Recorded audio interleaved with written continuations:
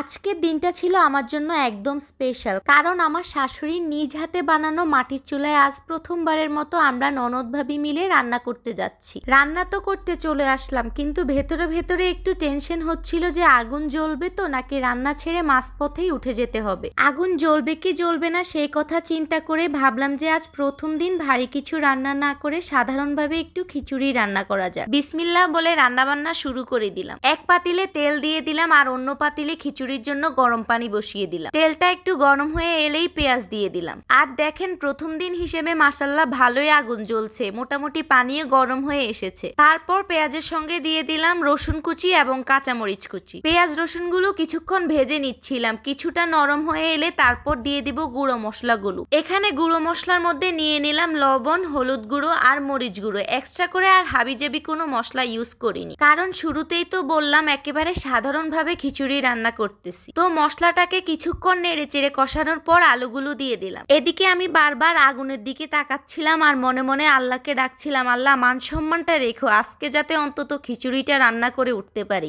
আগুন নিভে গেলে এত আনন্দ এক নিমিষেই শেষ হয়ে যাবে। তো যাই হোক, ভালোভাবে আলুটা কষানো হয়ে গিয়েছে। এ পর্যায়ে চাল ডালগুলো দিয়ে দিলাম। চাল ডালগুলোকে বেশ কিছুক্ষণ মশলার সঙ্গে ভেজে নিলাম। তারপর দিয়ে দিলাম একেবারে ফুটন্ত গরম পানি। আচ্ছা, শহরে বসে আমি যে মাটির চুলায় রান্না বান্না করছি, কি দিয়ে আগুন জ্বালাচ্ছি আপনারা কি জানেন? বাসায় কিছু অপ্রয়োজনীয় কাগজপত্র আর কিছু পলিথিন ছিল, সেগুলো দিয়ে এতক্ষণ আগুন জ্বালিয়েছি। কাগজ পলিথিন সব শেষ হয়ে যাওয়ার পর আর কিছু খুঁজে না পেয়ে অবশেষে আমার বাসার ঝাড়ুটাই দিয়ে দিয়েছি চুলার ভেতরে। আর দেখেন কি অবস্থা, একদম ঝাড়ুর মাথায় আগুন লেগে চুলার বাহিরে বের হয়ে চলে এসেছে। যাই হোক, ঝাড়ু দে আর যাই দে, এট এনি কস্ট আমার রান্নাটা হওয়া চাই। এই যে দেখেন চাল ডাল কিন্তু খুব ভালোভাবেই সেদ্ধ হয়ে গিয়েছে। এরপর ভাবলাম পেঁয়াজ রসুন দিয়ে খিচুড়িতে একটু ফোড়ন দেয়া যায়। ছোট কোনো কড়াই ছিল না, সেজন্য গরম পানির পাতিলটার মধ্যেই ফোড়ন রেডি করছিলাম। যাই হোক, ফোড়ন দিতে পারলেই হলো, কোন পাতিলে দিচ্ছি সেটা কোনো বিষয় না। কথায় আছে না, নাই মামার চাইতে কানা মামাই ভালো। তো ফোড়ন দেওয়ার পর খুব সুন্দর স্মেল বেরোচ্ছিল।